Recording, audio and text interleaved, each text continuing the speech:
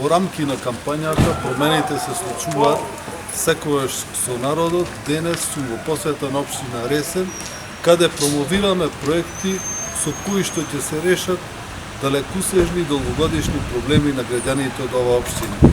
Улицата Илинденска представуваше проблем за граѓаните, но со смена на фекалната, атмосферската канализација и подобрување и реконструкција на самата улица ќе биде голема придобивка за граѓаните на оваа општина. Реализацијата на овие проекти се значајни и големи и доаѓаат во многу тешко време. Кога зборувам за тешко време, зборувам и кажувам за она што се случуваше вчера од страна на бугарската влада и нивните представници со отворање на клубот, културниот центар, кој што го нарекоја Ванчо Михајлов, и клуб преку кој што кажуваат и докажуваат со нивната политика дека продолжуваат со негирање на македонскиот народ и на македонската држава.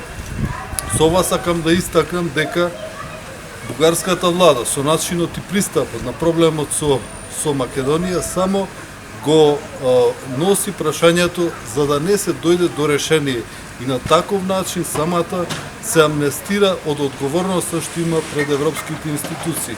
Ако промовираме европски вредности и ако одиме во Европа заедно, ние треба да работиме во насока на подобрување на демократијата, борба против фашизмот, а не да промовираме ликови кои што се, како Ванчо Михајлов, докажани поддржувачи на фашизмот и докажани негатори на македонската нација.